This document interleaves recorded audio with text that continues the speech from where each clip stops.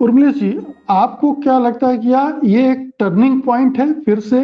ये जो आरक्षण का सवाल है, सामाजिक न्याय और आरक्षण की राजनीति, इन दोनों के हिसाब से ये एक टर्निंग पॉइंट है? नीतीश का बयान, लालू का बयान, इस सवर्ण कोटे के आने के बाद। अनम्यूट कर लीजिए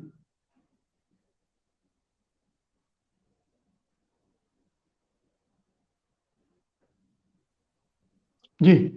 नहीं मुकेश जी, मैं राजनेताओं की तरफ से या राजनीतिक दलों की तरफ से तो मैं अपनी बात कह नहीं सकता कि उन लोगों की क्या मंशा है। और कई बार एक स्पेकुलेशन गलत भी साबित होते हैं, तो एक जर्नलिस्ट को एक लेवल तक ही स्पेकुलेशन करना चाहिए, और वो भी फैक्चुअल जो बैकग्राउंड हो उसके पास, उसके सामने, या फैक्ट्स हो तभी करना चाहिए। अभी जो नेताओं के बयान आए हैं, तो इसके बारे में तो नेता लोग या उनके राजनीतिक दल ही बता सकते हैं कि उनकी क्या मंशा है, क्या टर्निंग पॉइंट होगा, नहीं होगा। मैं अपनी बात कह सकता हूं कि मैं इसको कैसे देखता हूं। ये जो 103वें संविधान संशोधन को जो हमारे माननीय सुप्रीम कोर्ट ने जो जायज ठहराया है, हम उसको किस रूप में देखते हैं और इसके क्या इम्प्लीकेशन हो सकते हैं। तो जो इम्प्लीकेशन पर मैं अपनी बात कहूंगा, शायद वो आपके सवाल के जवाब में के काम आएगा।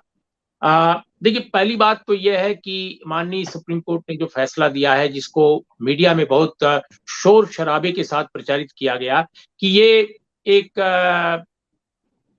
स्प्लिट वर्डिक्ट है या एक विभाजित जनादेश है, आई मीन सॉरी, विभाजित जजमेंट है। अलग अलग इसके इस पर विचार है, लेकिन मुझे लगता है कि ये अर्ध सत्य है। मैंने जजमेंट को लाइन बाय लाइन पढ़ा, और जितने रिलेवेंट पोर्शंस थे सबको 3 बार 4 बार पढ़ा, अंडरलाइन किया, और मैंने पाया कि ये कहना अर्ध सत्य है कि ये एक स्प्लिट वर्डिक्ट है। दरअसल माननीय सुप्रीम कोर्ट के जो 5 जज हैं संविधान पीठ के, मौजूदा जो 7 तारीख को जो फैसला हुआ, उनमें सभी की इस बात पर सहमति है कि आर्थिक आधार पर आरक्षण जो है वो हो सकता है। आर्थिक आधार पर आरक्षण करने पर कोई स्प्लिट नहीं है। और 103वें संविधान संशोधन का जो सबसे बुनियादी पहलू है वो यही है, आर्थिक आधार पर आरक्षण। तो जो मीडिया इस देश का है, वो बगैर पढ़े, बगैर समझे ये प्रचारित करता है कि split verdict, split verdict. Split verdict का मतलब होता है कि जो मेन थ्योरेटिकल पोजीशन है किसी किसी जजमेंट की, उस पर स्प्लिट हो गया हो, उस पर अलग अलग विचार हुए हो। आर्थिक आधार के आरक्षण पर कोई अलग अलग विचार नहीं है। जो अलग अलग विचार हैं वो माननीय चीफ जस्टिस, तत्कालीन चीफ जस्टिस यू ललित साहब और रविंद्र जस्टिस रविंद्र भट्ट साहब का, वो ये है।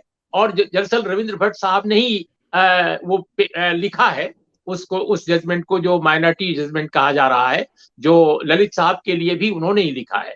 तो उनकी जो शब्दावली है उसको मैं हूबहू तो नहीं कह सकता, लेकिन उन्होंने जो कहा है वो दरअसल डिफरेंस ऑफ ओपिनियन यहां आई है कि आप 10% जो रिजर्वेशन आर्थिक आधार पर दे रहे हैं वो तो ठीक है, जायज है, लेकिन उसमें आप एससी को, एसटी को और ओबीसी को नहीं दे रहे हैं, ये नाजायज है। क्यों? क्योंकि आर्टिकल 14 का सवाल उठाया है उन्होंने, और आर्टिकल 14 के अनुसार समानता का अधिकार आपको लागू करना चाहिए। इसके अलावा उन्होंने प्रियम्बल की बहुत सारी बातें ली हैं। इसके अलावा उन्होंने अन्य जो अनुच्छेद हैं उनको भी, उनका भी एक तरह से एक उन कॉन्टेक्स्ट में रखा है। तो मुझे लगता है कि ये पहलू केवल एक है जो डिफरेंस ऑफ ओपिनियन को जाहिर करता है। और दूसरा जो एक महत्वपूर्ण पहलू जिसकी तरफ हमारे मित्रों ने इशारा किया या मेंशन किया, वो है कि 50% वाला जो बंदिश है, 50% वाली बंदिश पर भी माननीय 5 न्यायाधीशों की अलग अलग ओपिनियन नहीं है। There is no split opinion on 50%। वो इस पर बिल्कुल दोनों माननीय जज जो स्प्लिट ओपिनियन के रचनाकार माने जा रहे हैं, वो इस पर मेजॉरिटी के साथ हैं, वो कुछ नहीं कहते इस पर। तो इसका क्या मतलब हुआ? इसका मतलब हुआ कि जो 103वें संशोधन का बुनियादी जो जजमेंट है, जो जो उस पर जो उसका जो बुनियादी विचार है, उस पर ये जो जजमेंट आया है माननीय सुप्रीम कोर्ट का, वो लगभग ओपिनियन एक जैसी है। और ये कहना पूरी तरह सत्य नहीं है कि ये स्प्लिट ओपिनियन है। एक बात तो मैं ये कहना चाहता था। दूसरी बात जो मैं आपकी बात जो से जुड़ती है कि देखिए, भारत में आरक्षण का जो प्रश्न है वो ये तथ्यात्मक है कि हमेशा जो एग्रेसिव जो पोस्चरिंग है और जो आक्रामकता है आंदोलन की या सड़क पर आकर आग उगलने की या झगड़ा करने की या हिंसा करने की, उपद्रव करने की, इसमें दलित ओबीसी कभी भी मैं कह रहा हूं, कभी भी इन्वॉल्व नहीं रहा है। उसने सिर्फ रिएक्ट किया है। सारी हिंसा, सारे उपद्रव, सारी उग्रता का प्रदर्शन आरक्षण की राजनीति को लेकर, आरक्षण के मुद्दे पर भारत के में रहने वाला जो हिंदू अपर कास्ट है उसके एक सेक्शन, मैं सबकी बात नहीं कर रहा हूं, उसके एक सेक्शन के द्वारा ही किया गया है। आप देख लीजिए, उस समय जब आरक्षण का पहलू आया था वीपी सिंह के समय, तो जो लोग जलाए गए या जो मारपीट किए या जिन्होंने पूरी सड़कों पर तूफान मचा दिया था, वो आरक्षण विरोधी लोग थे, वो आरक्षण के समर्थक नहीं थे। आज भी 10% रिजर्वेशन जब आया, जिस दिन एक 103वां संशोधन पास हुआ, उसके फौरन बाद भाजपा की शासित सरकारें जो हैं उनको नोटिफाई कर दिया। उन्होंने वेट नहीं किया, तत्काल और अपॉइंटमेंट होने लगे।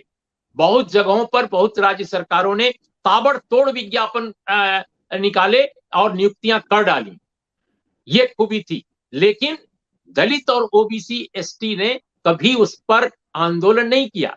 शायद आंदोलन करने की स्थिति नहीं रही होगी, लेकिन एक ट्रेडिशन भी रही है कि ये हमेशा दब के रहते हैं, शांत रहते हैं। इनको मालूम है कि इनके हाथ में सत्ता नहीं है, इनका कोई मुख्यमंत्री भी कहीं होता है, इनका पावरफुल कोई नेता भी कहीं होता है। इस बार भी ऐसा ही होगा उर्मिलेश जी? इस बार भी इसी तरह से शांति बनी रहेगी? और नहीं, मैं नहीं जानता इसके बारे में, मैं स्पेकुलेट नहीं कर सकता। लेकिन मैं ये कहना चाहता हूं कि दरअसल ओबीसी, दलित, आदिवासी लोगों को ये मालूम है कि एफर्मेटिव एक्शन के सवाल पर जो सत्ता संरचना है वो हमेशा अपर कास्ट के साथ रही है। और समानता के भी जितने पहलू आए हैं, देखिए एक और बात मुझे कहने में कोई संकोच नहीं है, इसमें माननीय सुप्रीम कोर्ट का मैं सम्मान भी कर रहा हूं, क्योंकि सत्य बोल रहा हूं कि माननीय सुप्रीम कोर्ट से कभी भी एफर्मेटिव एक्शन के पक्ष में कोई बड़ा फैसला कभी नहीं किया गया। समानता के सिद्धांत को लेकर जो आर्टिकल 14 हमारी कहती है या प्रियम्बल कहता है, उसके पक्ष में भी ज्यादा फैसले नहीं आए माननीय कोर्ट से, बल्कि उसके विरोध में आए। इस देश में इंदिरा गांधी की सरकार ने प्रिवी पर्स को जब एबॉलिश किया तो माननीय सुप्रीम कोर्ट ने उसको खारिज कर दिया और वो उसकी वापसी हो गई। बाद में उसको फिर से नए विधायी कदम से इंदिरा गांधी की सरकार ने कई महीने के बाद फिर से पास कराया। बैंकों का नेशनलाइजेशन जैसा एक महान काम किया इंदिरा गांधी की सरकार ने, सुप्रीम कोर्ट ने उसको खत्म कर दिया और वो वापस हो गया, रद्द हो गया फैसला। फिर उसको इंदिरा गांधी की सरकार ने कई महीने के बाद उसको फिर से विधायी कदम उठाया और तब जाकर के सुप्रीम कोर्ट के फैसले को न्यूट्रलाइज किया जा सका।